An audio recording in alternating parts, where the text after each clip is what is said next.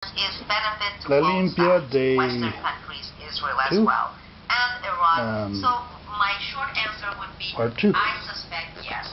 Lots of ties in terms of commerce, even weapons sales, importing into Iran, things with technology, and also with the behind the scenes diplomacy. It is not this, oh, we don't talk to Iran, or Iran says, oh, those evil satanic people. That's not the case. And if and when some revolution happens in Iran, or a regime change, or even if it happens hopefully democratically, you're going to see if some of these people have to run away from Iran, they're not going to go to Cuba. They are not going to go to Saudi Arabia. You're going to see the same hotbeds. You're going to see London. You're going to see New York. You're going to see Miami. That's where their wealth is. That's where they're going to go. That's where they're going to be harbored. All right, thank you for that question, Boz, and I think we'll leave that there. But let's move on to the next question, again from another Corporate Report member in the comment section of the last edition of this series. This time, Craig.J, who writes, question for Corbett. I am really confused by the climate debate. I understand the university types are only looking after their careers, and so dissent is virtually non-existent. But it's hard to believe so few have the balls to tell the truth. Is it because it's so hard to find evidence to refute, or what is it? Also, it troubles me that big losers in climate change is the fossil fuel industry, which have gone out of their way to obfuscate and to derail climate research. Why would they spend millions on counter-propaganda if it were all a hoax? All right, thank you for the question, Craig. I think the vast majority of scientists generally, or scientific people who give their imprimatur, their stamp of approval to the climate change alarmism, hype, hysteria, do so in basically ignorance of the details of that hysteria, the details of what it is they're giving their stamp to. And I say this advisedly, because it is the story that you read time and time and time again from all sorts of scientists who eventually do start questioning that climatic dogma. And when they start to arise from their slumbers and realize that they've been tricked, they're usually pretty mad about it. And there are many examples, one of which I'll point to you, Judith Curry, who was presenting at the Data or Dogma at the U.S. Senate late last year, where she gave her own testimony about how she came from being a blind believer in all things IPCC to someone who actually was looking into the science itself and finding, hey, wait, this isn't what they're saying. I thank the chairman and the ranking members for the opportunity to offer testimony today. Prior to 2009, I felt that supporting the consensus on climate change was a responsible thing to do. I bought into the argument, don't trust what one scientist says, trust what an international team of 1,000 scientists have said after years of careful deliberation. That all changed for me in November 2009 following the leaked ClimateGate emails that illustrated the sausage making and even bullying that went into building the consensus. I started speaking out, saying that scientists needed to do better at making the data and supporting information publicly available, being more transparent about how they reach conclusions, doing a better job of assessing uncertainties, and actively engaging with scientists having minority perspectives. The response of my colleagues to this is summed up by the title of a 2010 article in the Scientific American, Climate Heretic, Judith Curry turns on her colleagues. I came to the growing realization that I had fallen into the trap of groupthink.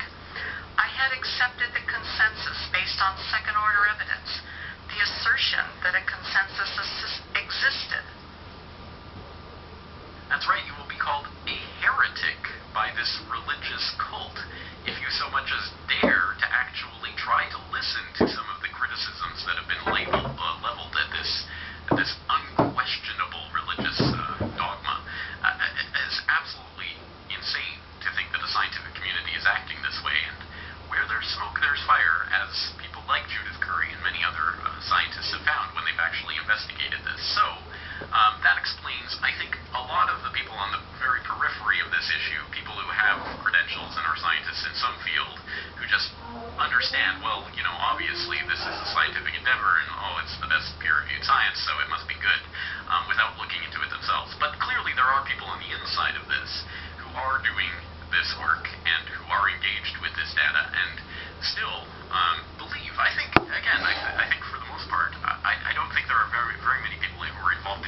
conscious manipulative deception here. I think a lot of people really do believe it, and they will do those kinds of Ash conformity experiment pretzel twists to make themselves believe what they need to believe. In part, as you already, I think, said in the question, because of their already pre-existing commitment to this. This is what their career, their reputation, their life's work is based on. Therefore, it must be true. And there have been some startling examples of exactly that mentality that have been in plain black and white explained to us in so many words. And in fact, I'm writing an article right now about a scientist. One of his pieces of information was that the world's warmed by 1 degree Fahrenheit or 0.6 degrees Celsius in the last 130 years. Well, he's refusing to disclose how he came up with that number. And I mean, I personally think that that's almost criminal. If you were, what are you hiding? It's just numbers. What's the problem? And he actually wrote an email to Warwick Hughes, the Australian researcher, said, you know, how did you get this number? And he said, why should I share that with you? It took 25 years of my work, and all you want to do is find fault with it. That's a scary comment coming from a scientist. He's still blocking it, by the way. He's using the UK Met Office to claim that there's confidentiality. Yes, no, you can't make that up. That is an actual, real, direct quote from an email that was sent to Warwick Hughes on February 21st, 2005. Quote, we have 25 or so years invested in the work. Why should I make the data available to you when your aim is to try and find something wrong with it? End quote. Yes, a scientist said that. Not just any scientist. Want to guess who that was who wrote that email? Feel